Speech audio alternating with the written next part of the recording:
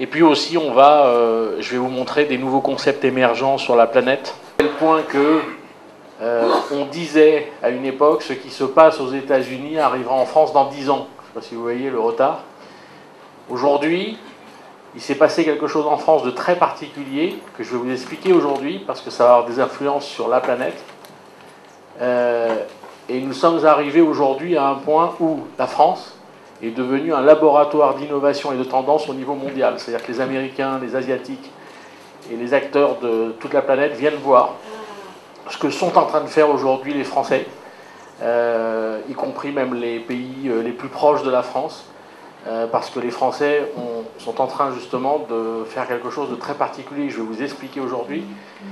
Mais il n'y a pas que les Français, vous allez voir, qui font des choses étonnantes et innovantes au niveau de la restauration. Et c'est ça qu'on va essayer de voir jusqu'à 13 heures ou même plus s'il le faut. Et compte tenu que je suis là et que je ne vais pas repartir, si certains d'entre vous souhaitent qu'on se voit en aparté, je suis là aujourd'hui, donc n'hésitez pas, je crois qu'il y a une salle qui va être consacrée aux entretiens personnalisés, si vous le souhaitez. Alors cette intervention, on va la dérouler ce matin tout doucement, parce que vous allez voir, c'est très dense, on va parler de beaucoup de choses. On réfléchit avec nos clients comment on va faire, on exécute avec eux, on mesure l'impact de l'exécution. Enfin bref, ça s'appelle accompagner. Il y a des clients avec qui nous sommes depuis 21 ans ensemble. On a grandi avec eux, ils ont grandi avec nous. Enfin bref, on avance.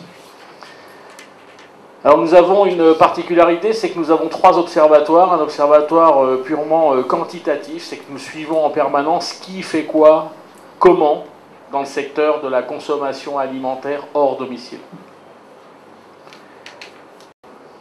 Deuxième philosophie de ces jeunes restaurateurs-là, qui à mon avis va bouleverser aussi le marché dans les années qui viennent, c'est qu'ils font évidemment de la haute gastronomie à prix abordable, on est bien d'accord, le midi, et le soir ils font leur métier.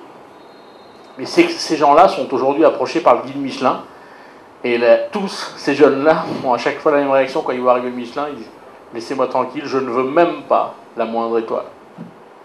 Laissez-moi vivre ma vie, parce qu'en plus, les codes de la gastronomie n'existent pas chez eux. Ils ont viré les nappes, ils ont dépareillé les arts de la table. Le service n'est pas obséquieux, etc., comme dans la gastronomie, c'est décontracté et les gens adorent. C'est pas parce que je vais dans un grand resto qu'il faut que je m'ennuie, ça soit coincé et que j'entende des couteaux et des fourchettes. C'est pas parce que je suis dans la gastronomie qu'il faut que la carte soit extraordinaire, longue, avec des bouteilles de vin qui viennent de je sais pas où. Non. Les gens veulent aujourd'hui un verre de vin, un bon plat. Alors il y a 2 grandes parties dans la carte. Le fond, ce que j'appelle le fond, c'est les gammes, le nombre de gammes, les produits, les profondeurs de gamme. Ce que j'appelle les profondeurs de gamme, c'est, par exemple, les entrées, c'est une gamme. Profondeur de gamme, c'est le nombre d'entrées que j'ai dans ma gamme. Les prix et les menus. Voilà, ça c'est la structure classique de ma carte. Et puis il y a la forme aussi de la carte, le support, l'organisation des produits, c'est-à-dire où c'est que je mets mes menus, où c'est que je mets mes plats, où c'est que je mets mes desserts, etc. Et la mise en avant. La mise en avant, c'est quoi? Une carte ne peut pas être une checklist de produits. Il faut qu'à un moment, le client soit attiré par un encadré, par une couleur, par un truc souligné, par... voilà, la mise en avant. Je ne peux pas avoir une checklist toute simple. Concrètement, ça veut dire que tous vos clients sont bien rassemblés autour de votre ticket moyen qui se trouve là. La courbe la pire, ça serait une courbe qui serait comme ça. Pourquoi elle est pire? C'est parce que ça veut dire que mon ticket moyen n'est que arithmétique et que j'ai 2 clientèles qui se côtoient dans mon restaurant. Celle-ci que j'appellerais les profiteurs.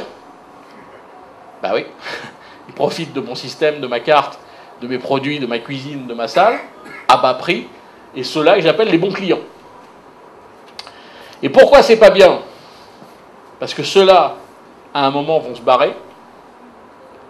Ceux-là, sûrement pas, puisque c'est des profiteurs. Mais je vais avoir mon ticket moyen arithmétique qui va commencer à descendre par là, puisque ma pyramide se reforme ailleurs. Je ne sais pas si vous me suivez. C'est très dangereux, ça. Donc, je vous conseille de le suivre, parce que c'est vraiment très, très dangereux. Il faut le suivre, non pas tous les jours, mais sur des périodes... moi, je conseille de le faire un mois, tous les 5-6